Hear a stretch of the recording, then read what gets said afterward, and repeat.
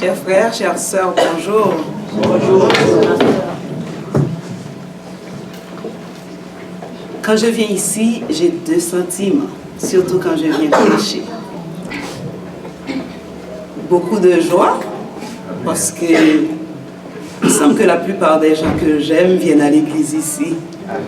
Il y a beaucoup de gens que j'aime ici qui viennent à l'église. Vous tous en général. Amen. L'autre sentiment que j'ai, c'est ce sentiment d'avoir le privilège que Dieu jette sur moi, je dirais comme Marie, la bassesse de sa servante, que Dieu jette son dévolu sur moi pour parler de lui à des gens qui le connaissent et qui l'aiment déjà. Amen. Ça fait que c'est une grande responsabilité quand on parle de quelqu'un à des gens qui le connaissent. Je ne sais pas si cela vous arrive d'entendre des gens parler de votre mari, de votre enfant ou de votre femme. Mais vous vous dites, mais c'est moi qui connais cette personne. Et la personne me parle de lui. C'est ce que j'éprouve ce matin. Parce que je vais vous parler d'une personne que vous connaissez autant que moi, peut-être mieux que moi. Je vais vous demander une chose. Durant tout le long du message, c'est de prier pour moi, pour que le Seigneur puisse, par ma voix, vous communiquer ce qu'il veut vous apprendre ce matin. C'est une promesse que vous me faites? Je le prends. Permettez-moi le temps d'ouvrir cet ordinateur, cette technologie, maintenant qu'on ne peut plus laisser derrière nous, n'est-ce pas? Sinon les jeunes ne comprendront rien.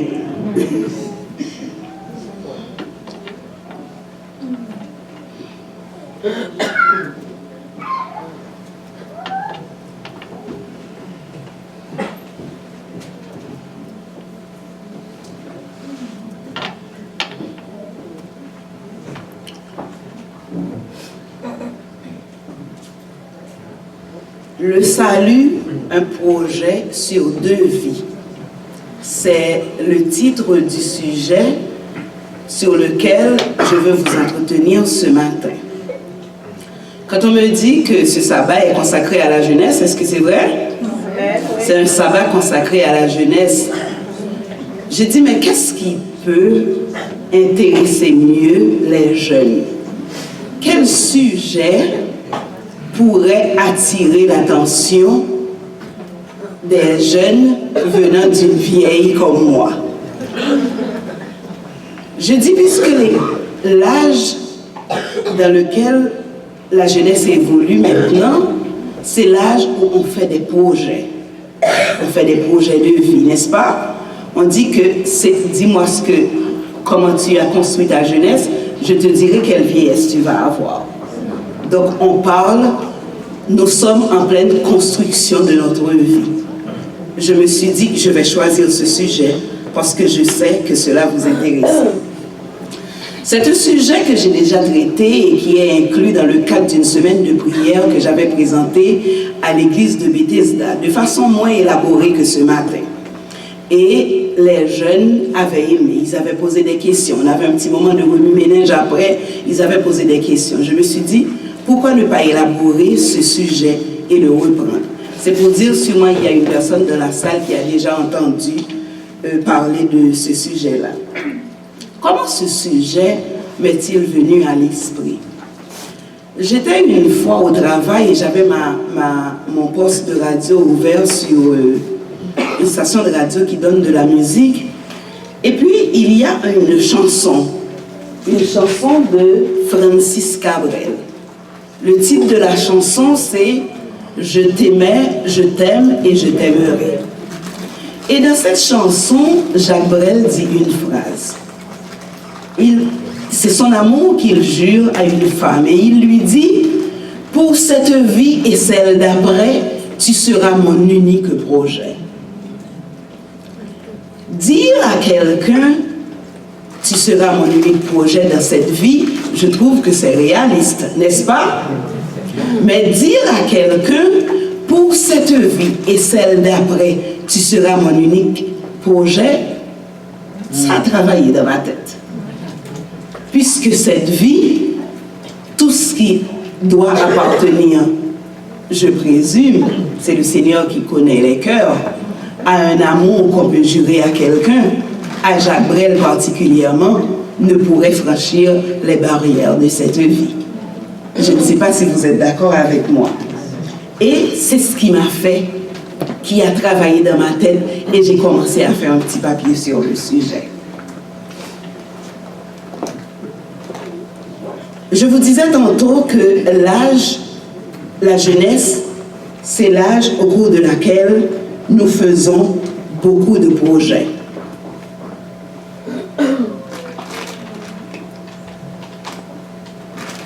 Pourquoi est-ce que... Je pense que j'ai...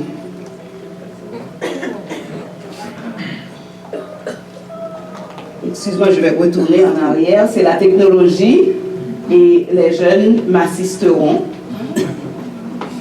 C'est ça.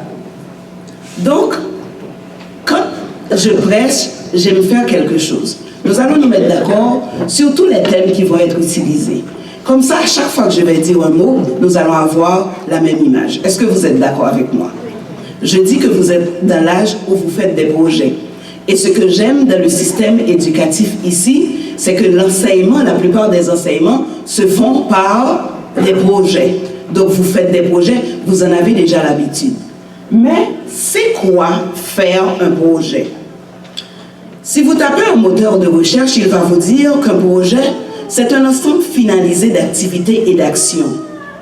Faire des projets, c'est décider de ce que l'on va faire, pourquoi on va le faire et comment est-ce qu'on va le faire. Et le rôle des projets, dans quelle que soit la communauté, soit à l'école, à l'église, dans un pays ou dans le monde entier, c'est de tenir les sociétés unies, de tenir les sociétés en relation. Donc, si vous vivez avec quelqu'un, si vous partagez la vie de quelqu'un et que vous n'avez pas de projet commun, je peux vous dire que la relation n'ira pas très loin. Parce que ce qui tienne effectivement les relations vivantes, ce qui tienne les rapports vivants, ce sont les projets communs qu'on partage.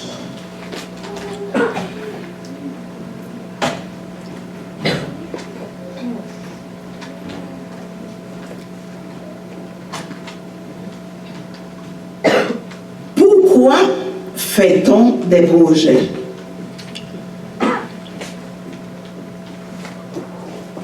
Personne, moi je dis personne, ne peut avoir une vie active, une vie saine et équilibrée sans faire des projets. Parce que le rôle principal de faire des projets, c'est de mobiliser notre intelligence. Parce que quand on fait des projets, l'aboutissement, c'est d'arriver à quelque chose que notre vie, que nous ou que notre communauté n'avait pas. Donc, le projet a pour rôle de mobiliser notre intelligence.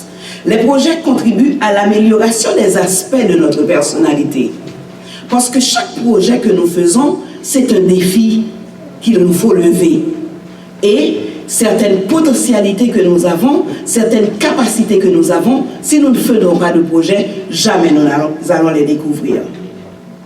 Les projets dynamisent aussi notre vie. Le succès appelle le succès. Je donne toujours cette blague, je me souviens, à chaque fois que je vivais en couple, à chaque fois que, permettez-moi cette expression québécoise, j'étais en bif avec mon homme, et à chaque moment qu'on allait se réconcilier, j'étais sûre, le soir de la réconciliation, il allait me dire, chérie, si on faisait tel projet, il avait un nouveau projet pour moi. Et à chaque fois qu'il fallait recommencer, on dirait que le fait d'avoir un projet nous donnait une autre raison de continuer à vivre. Donc ça donne une raison de vivre. Et quand on a du succès dans nos projets, on en fait d'autres. Les projets nous forcent à quitter le monde des rêves pour entrer dans celui des actions, dans celui de la réalité. Je peux voir passer toutes les belles voitures sur la route, je peux les admirer, mais ça va prendre un sens le jour où je me dis, cette voiture, dans 5 ans, je veux la voir. et je vais mettre tout, je vais travailler, je vais économiser pour l'avoir. Le projet, c'est la base pour avoir une vie explosive et épanouie. Celui qui ne fait pas de projet est peu motivé dans la vie. Maintenant, comment fonctionne un projet? Le projet peut fonctionner en deux grands modes. On peut avoir un projet en mode unique. Je vais vous donner un exemple. Je l'ai dit tantôt. Je vais avoir une voiture dans 3 ans. C'est un projet en mode unique. Je mets toutes mes ressources, tout ce qu'il faut pour avoir le projet. Une fois la voiture achetée, c'est fini. C'est inédit, c'est fini. C'est un projet en mode unique. On peut avoir un projet en mode processus. C'est un projet qu'on entame, mais qu'on sait qu'il va prendre du temps. Vous connaissez le proverbe, Paris ne s'est pas construit. C'est ça. La construction de la ville de Paris, c'est un projet en mode processus. Il n'y avait pas de date d'échéance pour dire on va construire Paris et ça va finir en 1100. On n'avait pas dit ça. On l'a construit et il n'y avait pas de date d'échéance pour ça. Maintenant, j'ai choisi, moi j'aime le concret, je suis une personne visuelle. Vous parlez de projet, de ne pas vous donner d'exemple de projet, moi je n'aurais pas appréhendé, je ne sais pas pour vous. Moi je n'aurais pas appréhendé. C'est pour ça que j'ai choisi de vous parler de 3 projets. Des projets qui sont actuels dans le monde. Le premier projet dont je vais vous parler, c'est un projet en aéronautique. Est-ce que vous en avez entendu parler? Est-ce que vous avez déjà entendu parler de l'Hyperloop? L'Hyperloop, c'est le train du futur. Il y a un monsieur qui est assez riche, qu'on appelle Elon Musk.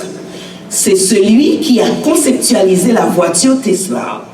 La première voiture électrique, c'est cet homme-là qui l'a conceptualisée.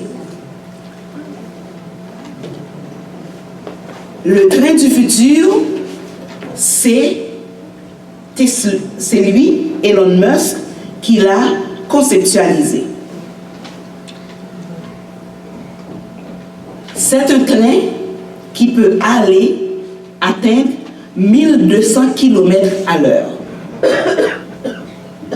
Il est plus rapide qu'un jet, il est plus économique qu'un jet, il gruge moins d'énergie, il est moins énergivore qu'un jet, et puis il est meilleur marché qu'un jet. C'est, comme on dit, le meilleur des deux mondes. C'est lui qui est venu avec l'idée, c'est lui qui l'a conceptualisé, et il y a, au moment où je vous parle, il y a un autre monsieur qui s'appelle Bebop Gresta. Lui, il a pris l'idée, la conception de Elon Musk, il l'a matérialisée.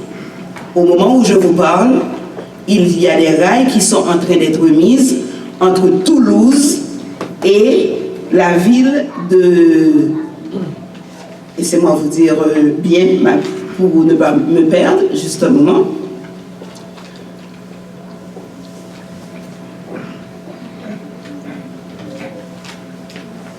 Montpellier, la ville de Montpellier, et au cours de cette année, ce train va être mis en construction. Donc, je vous dis, 1200 km à l'heure. Qu'est-ce que ça représente? Moi, ma maman vit à Long Island. Je vais à Long Island en voiture pour aller voir ma mère, ça me prend 8 heures d'avion, de voiture, pour arriver à Long Island. Lorsque l'Hyperloop reliera New York à Long Island, vous savez combien de temps je vais prendre pour aller voir ma mère? 45 minutes. Pour aller à Long Island, à New York. Toulouse et Montpellier, c'est 4h30. C'est en 25 minutes que ce train va le relier. Donc, c'est des constructions qui sont faites dans le monde. Il y a un autre projet que je décide de vous en parler. Après, vous vous demanderez pourquoi, mais vous verrez pour la suite de mon sujet, ça va être utile. C'est un projet, et voici à quoi va ressembler l'Hyperloop. un grand projet, c'est la reconstruction du musée de Guggenheim en Helsinki.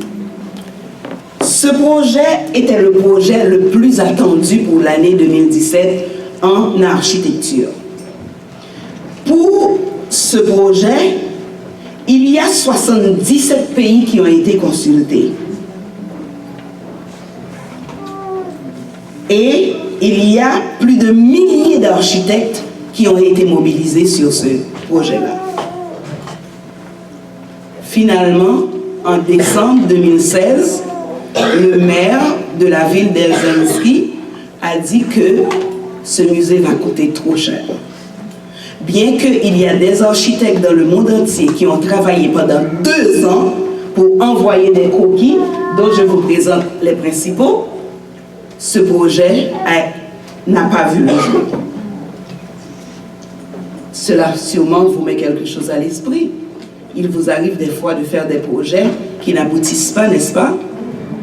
Que vous ne pouvez même pas étendre sur cette vie. Et le projet qui me tient à cœur, que je voudrais vous parler ce matin, c'est le projet de monsieur qu'on appelle Dimitri Hitchcock. Est-ce que vous en avez déjà entendu parler? Ce monsieur promet à l'humanité qu'il va leur donner la vie éternelle en 2045. Vous avez ri, hein? Vous avez ri. Dimitri Hitchcock, c'est un jeune russe qui a fait fortune dans les médias. Un beau jour, il s'est levé, en 2016, il s'est posé une question. Il a dit, il est riche. Il n'est pas millionnaire, il est milliardaire. Il a dit, il est riche. Il a beaucoup d'argent. Pourquoi? Parce qu'à cette époque, il n'avait que 33 ans. Pourquoi faut-il qu'il vieillisse, qu'il tombe malade et qu'il meure? Qui est-ce qui va jouir et bénéficier de tout ce qu'il a réalisé? Et comme c'est un jeune entrepreneur qui a le business en tête, il a sorti son livre de Guinness de record, il a répertorié les 1000 premiers milliardaires dans le monde et puis il les a écrits. Il leur a dit, et si on mettait un projet pour que nous vivions éternellement?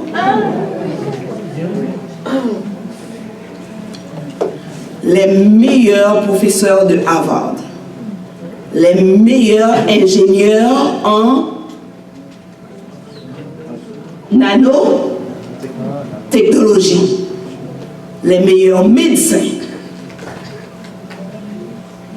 il les a tous mobilisés. Il a créé une organisation non gouvernementale qu'on appelle Initiative 2045. Et actuellement, au moment où je vous parle, on est en train de travailler sur l'éternité qu'on va donner à l'humanité en 2045. Ça vous fait rire, frères et sœurs?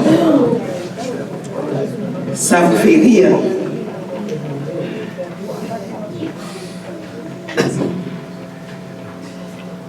Dimitri veut étendre son projet sur 2 vies.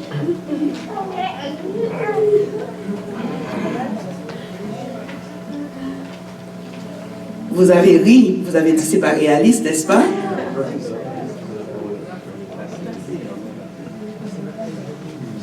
En d'autres termes, Dimitri veut nous donner la vie éternelle, n'est-ce pas?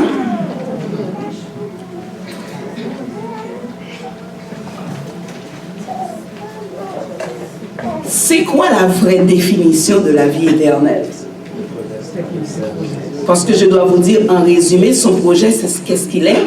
C'est qu'il dit, ils vont parvenir à télécharger la conscience humaine pour qu'ils le mettent sur un support en dehors de ce corps qui peut être malade, qui est mortel, et combiner notre conscience avec une sorte d'hologramme.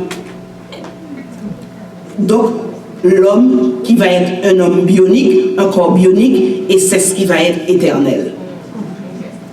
Et dans son projet, il dit qu'il va améliorer la situation de la planète parce que ce nouveau homme-là n'aura pas besoin de nourriture, il ne va pas être malade, il n'aura pas besoin de médecin, il y a plein de choses qu'on n'aura pas besoin.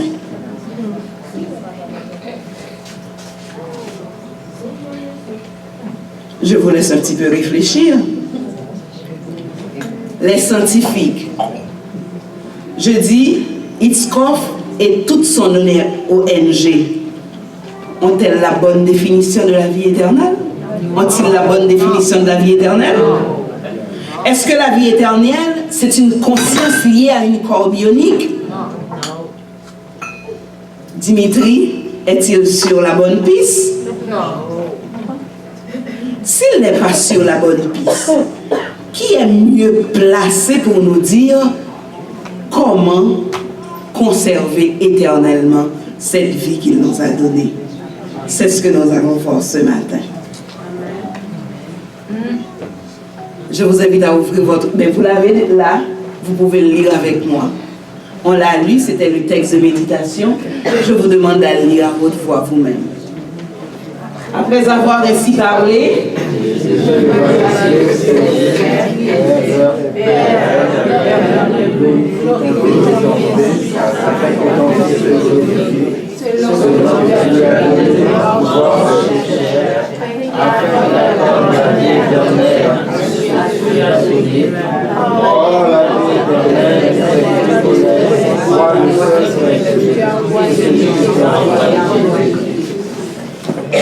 maintenant, j'ai une question pour vous. La quête que Dimitri a, est-ce que c'est une quête nouvelle? Est-ce que c'est la première fois dans l'humanité que les gens voulaient savoir comment faire pour vivre éternellement? Dans Ecclésiaste, chapitre 3 et le verset 11, nous lisons: il fait toutes choses bonnes en son temps. Même il a mis dans le cœur la pensée de l'éternité, bien que l'homme ne puisse pas saisir l'œuvre que Dieu a faite, du commencement jusqu'à la fin. Cette quête n'est pas nouvelle, parce que c'est Dieu lui-même qui a mis en nous le souci d'avoir cette quête.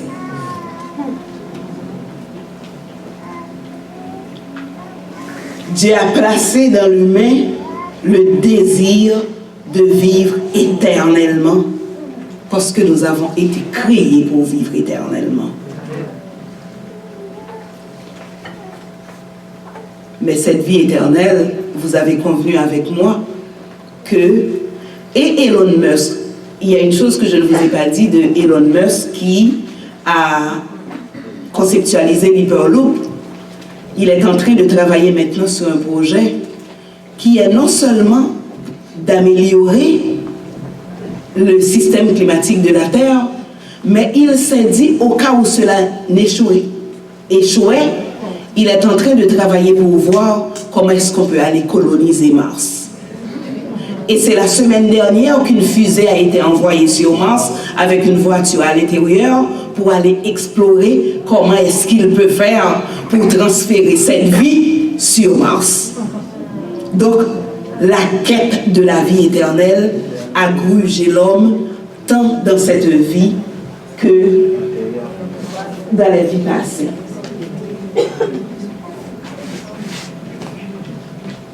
Maintenant, comment trouver cette vie éternelle?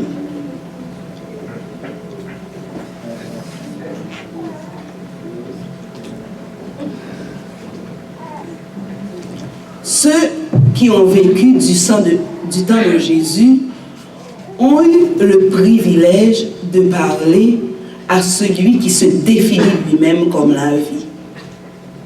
La Bible nous présente en 3 occasions que des personnes ont été auprès de Jésus pour lui poser la question que tous les scientifiques de Harvard sont en train de travailler dessus. Comment avoir la vie éternelle? Et ces gens-là ont été intelligents pour poser leurs questions à la bonne personne, à Jésus lui-même. La Bible nous dit dans Luc 18, verset 18, qu'un chef interrogea Jésus pour lui dire: Maître, comment faire pour hériter de la vie éternelle? La Bible nous parle aussi du jeune homme riche, vous vous souvenez, qui a été voir Jésus pour lui demander comment faire pour hériter de la vie éternelle. À ces deux hommes, Jésus a donné deux réponses. Deux réponses apparemment différentes, mais que nous allons voir plus loin que c'était la même chose que Jésus a répondu. Je vous prie de garder ceci en mémoire. J'ai une vidéo, je ne sais pas si je vais pouvoir... oui. Ça joue ici, mais je ne peux pas le jouer ici. Je vais vous dire en résumé ce que c'est. On dit que le prochain problème qu'il va y avoir, c'est le problème, un problème que les hommes, en voulant trouver une solution, créent. Vouloir augmenter la durée de vie, mais la durée de vie de qui? La durée de vie des gens qui ont de l'argent. Vous conviendrez avec moi que si vous voulez voyager en Hyperloop, c'est pas $3,25 le prix du métro que vous allez payer, n'est-ce pas? Si Musk arrive à coloniser Mars, c'est pas vous et moi qui allons avoir un chalet sur Mars. Vous êtes d'accord avec moi? Donc il faudra avoir de l'argent pour avoir accès à toute cette technologie qui est en train d'être développée pour donner la vie éternelle. Vous êtes d'accord avec moi? Donc c'est ce que disait cette vidéo, malheureusement que je ne peux pas jouer. Il va y avoir un autre problème qui va être posé. Maintenant, il faut être riche pour vivre. Il faut être riche pour vivre longtemps. Il faut être riche pour vivre éternellement. Les pauvres comme vous et moi, je me permets de vous le dire parce que vous ne gagnez pas 500 000 à l'année, là. Qui fait 500 000 l'année ici, là? Oh, toi? Ok. Donc, tu pourras payer pour nous. Donc, c'est pas à nous que cela va s'offrir. C'est là que je me suis dit que c'est une... Ah, est-ce que vous pouvez me débloquer? Est-ce que vous pouvez me débloquer? Passer cette... Ok. Merci. Une autre méprise des scientifiques, c'est que non seulement ils ont une mauvaise définition de la vie éternelle, mais ils ne savent pas non plus à qui cette vie éternelle appartient. Que nous dit Jésus dans Jean 3, verset 16? Lisez.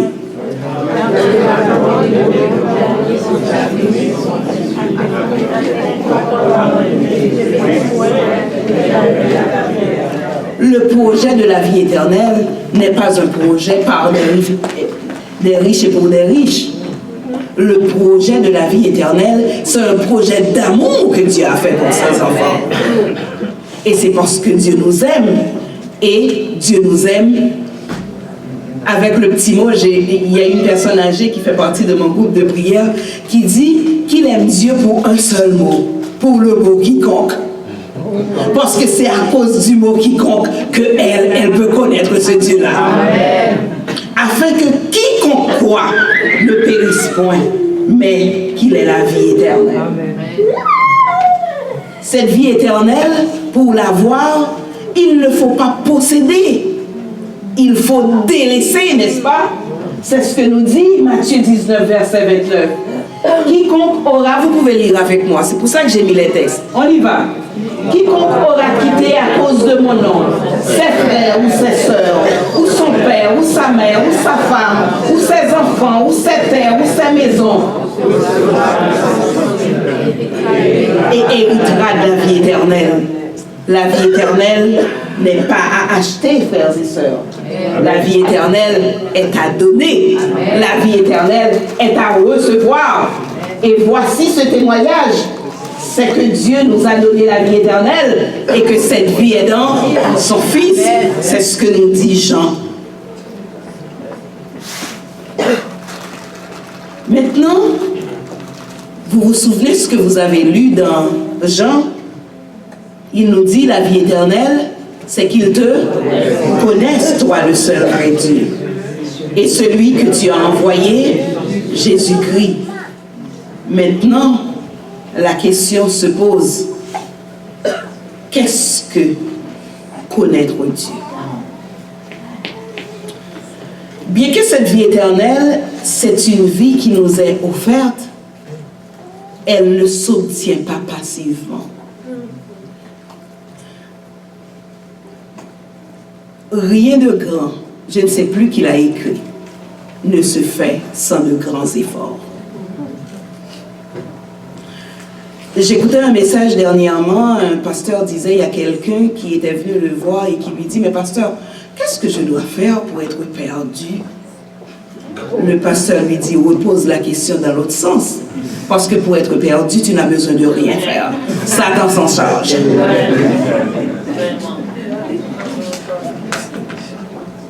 Donc, pour être sauvé, ne vous attendez pas à ne rien faire. Jésus a dit qu'il est le chemin, la vérité et la vie. Nul ne vient au Père que par moi. De par ce verset-là, nous comprenons, il faut un mouvement, il faut aller pour venir à Jésus. Et comment aller? C'est Jésus encore qui le dit. Moi, j'aime Dieu. J'aime Dieu, il ne nous demande jamais ce qu'il ne nous donne pas. Et tout ce qu'il nous demande, il nous donne comment le faire. C'est Jésus encore qui va dire, vous sondez les Écritures parce que vous croyez avoir en elles la vie éternelle. C'est les Écritures qui rendent témoignage de moi. Comment peut-on connaître quelqu'un qu'on n'a pas vu? En entendant parler de lui, n'est-ce pas? En écoutant des témoignages à son sujet. C'est comme ça qu'on arrive à connaître quelqu'un. Vous ne pouvez pas obtenir cette vie éternelle passivement. C'est là le titre de mon message. La vie éternelle, c'est un projet qu'il vous faut étendre sur cette vie et l'autre vie. C'est un projet sur 2 vies. Vous vous souvenez, je vous disais au début, pour faire un projet, il faut se poser la question, pourquoi ce projet? Comment ce projet? Et quand je vais y parvenir? Donc la vie éternelle, c'est un projet et ça se fait activement. Pour entrer, la vie éternelle, c'est connaître Dieu. La vie éternelle, c'est Dieu lui-même. Et pour connaître Dieu, on ne peut le faire qu'en le contemplant. Et le seul endroit pour contempler Dieu, c'est dans l'étude de sa parole. Parce que c'est la parole de Dieu qui nous révèle qui il est vraiment. Et c'est en étudiant cette parole que cette parole va nous amener à contempler ce Jésus. Et nous allons tellement contempler Jésus que notre image, l'humain que nous sommes, le moi qui nous accable, va pâlir pour laisser paraître Jésus et Jésus lui-même. Et lorsque vous pouvez arriver à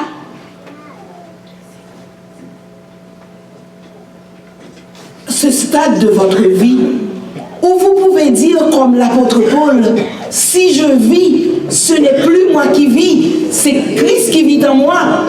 Je peux vous dire que vous êtes dans la réalisation de votre projet sur 2 vies parce que vous êtes déjà rentré dans l'éternité et vous vivez avec votre Christ. Parce que Christ n'est plus ailleurs, il est en vous. Paul, vous le connaissez, il était un pharisien. Non seulement il est pharisien, non seulement il était pratiquant, mais Paul, il était zélé dans ce qu'il faisait. Il aimait son Dieu de tout son cœur. Et quand l'inconnu, qui était le Dieu fait homme, s'était présenté à lui pour prendre la place du Dieu qu'il connaissait, il n'avait qu'un souci en tête, que de combattre Jésus. Paul connaissait Dieu. Il n'était pas dans la vie éternelle. La vie éternelle, il est entré là-dedans quand il a croisé Jésus sur le chemin de Damas. Quand il a appris à connaître ce Jésus, à vivre, à être ce Jésus, au point qu'il pouvait dire, si je vis, ce n'est plus moi qui vis, mais c'est Christ qui vit en moi.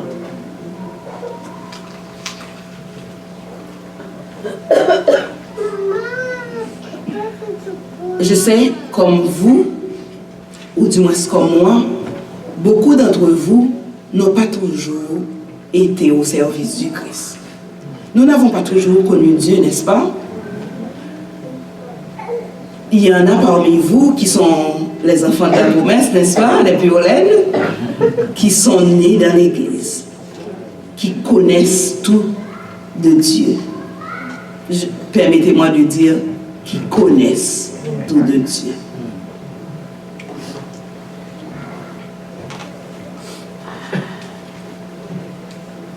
Connaître Dieu, c'est la vie éternelle. Maintenant, la grande question, n'est-ce pas? Tu vois, une question qui est beaucoup plus grande que nous. Où est-ce que je suis ce matin avec mon projet? Est-ce que c'est un projet que je vais abandonner comme le projet de la reconstruction du musée d'Helsinki? Est-ce que je vais mettre toute cette énergie, faire toutes ces coquilles, dépenser de l'argent, abandonner ce projet? Vous vous êtes baptisé. Vous avez lutté pendant longtemps. L'ennemi vous tiraille. Que de choses vous avez abandonnées. Que de choses que vous auriez pu jouir dans cette vie que vous avez délaissée pour suivre Jésus, pour entrer dans ce projet de vie éternelle. Est-ce en vain? Sera-ce en vain? Je peux répondre à ma question, mais je ne peux pas répondre à la vôtre. Ce matin, dites-vous que la vie éternelle, c'est un projet en mode processus. C'est un long projet. C'est un projet qui aboutira parce qu'il y a une chose que nous avons, c'est que Dieu l'a déjà accompli pour nous. Mais nous, il nous faut contempler Dieu chaque jour. Il nous faut prendre du temps pour étudier sa parole. Il nous faut prendre du temps pour vivre comme il nous demande de vivre.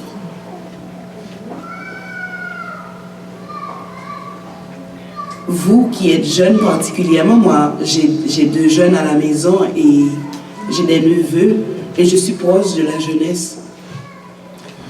Je peux dire que je sais, pour être en lutte avec mes enfants, que c'est difficile pour vous. Difficile avec tout ce que ce monde nous offre. Difficile avec tous, même les nouvelles connaissances qui nous sont parvenues, les nouvelles valeurs que ce monde nous apporte. Maintenant, tu peux aimer qui tu veux. Il suffit que tu l'aimes. C'est une question d'amour. Je me souviens, là où je travaille, il y a un monsieur qui a fait le choix de sa vie, c'est le choix de sa vie. Mais un bon matin qui arrive avec des poissons, qui collent 2 poissons qui s'embrassent sur les bureaux de tout le monde. Moi, je dis, ces 2 poissons ne vont pas sur mon bureau. Parce qu'en bas, c'était écrit, c'est une question d'amour. Donc, tu peux être une fille, aimer une fille, un homme, aimer un homme. Moi, ce n'est pas ma perception. Moi, je lui dis, j'aime mon Jésus. Suis-je venu avec la croix de Jésus, les poser sur sa porte? Non, il ne mettra pas ces 2 poissons sur ma porte. Donc, Il y a certaines choses que le monde nous impose et maintenant ça va de soi. J'ai entendu un parent malheureusement dire qui se plaignait que son fils était aux femmes. Un autre lui répond, mais sois heureuse qu'il ne soit pas aux hommes. De deux mots, on ne choisit pas, cher jeune. Un mal reste mal. Il faut laisser le mal dans son cadre. Vous ne pouvez pas être dans votre projet de vie éternelle et dealer avec le mal. Les Québécois ont une expression que j'aime beaucoup qui dit « il faut toujours moyenner ». Mais je pense que ce n'est pas pour les chrétiens. On ne peut pas toujours moyenner. Le projet de votre vie éternelle ne vous permettrait pas toujours de moyenner. Il faut que le mal soit appelé mal et que le bien soit bien. L'ennemi vous tiraille. Il sait ce que Dieu a en réserve pour vous. Monsieur Musk peut avoir toute la fortune du monde. Il peut se joindre à tous les éminents scientifiques de la planète. Il ne pourra jamais donner la vie éternelle. Amen. Parce que la vie éternelle, c'est Dieu qui la donne. Amen. Donc ce matin, où en es-tu? Où en es-tu avec ton projet de vie éternelle? Est-ce un projet qui va te dépasser et que tu vas laisser? Est-ce que tu vas te dire que j'ai pas les moyens pour ça? Mais pour ce projet-là, je te dis que Dieu a fait provision. Jésus nous a promis d'être avec nous tous les jours jusqu'à la fin du monde. Amen.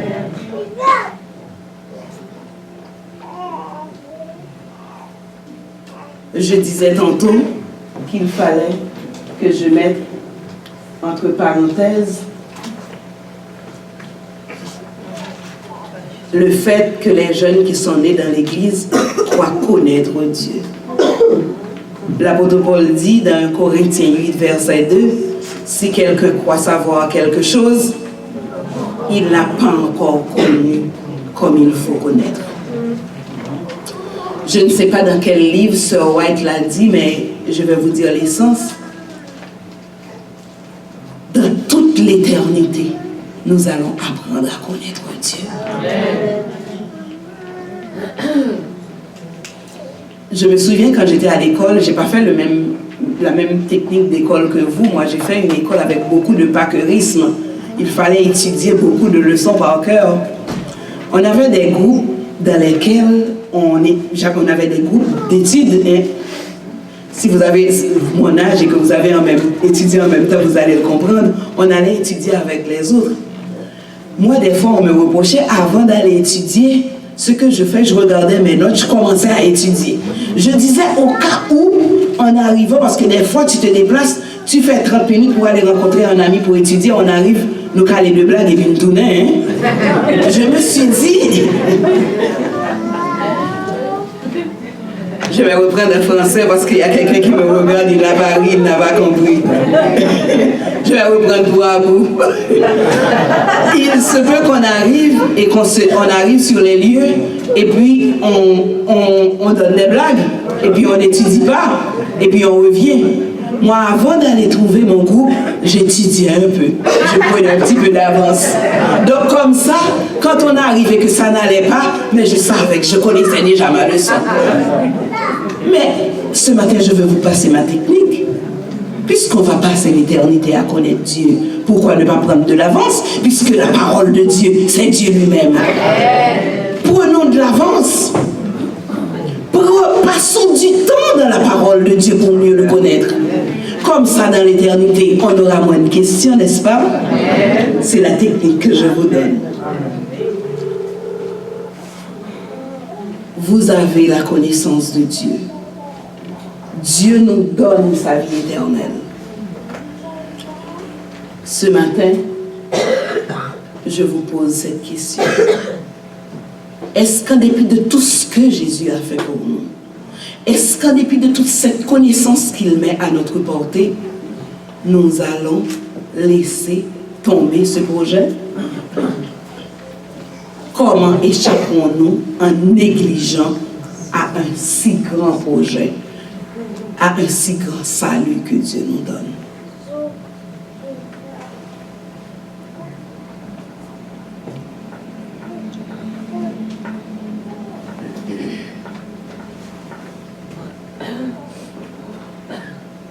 Des fois, c'est difficile. Moi, je le sais. La vie chrétienne, c'est une lutte. Il y a des matins que je me réveille, je me suis dit, si Jésus vient aujourd'hui, là. Mais il y a des jours, je me demande, Seigneur, qu'est-ce que j'ai fait de ton salut? Peut-être que dans votre lutte aussi, vous vous posez cette question, n'est-ce pas? Ce matin, je vais vous demander de faire une chose. De faire comme David l'a fait.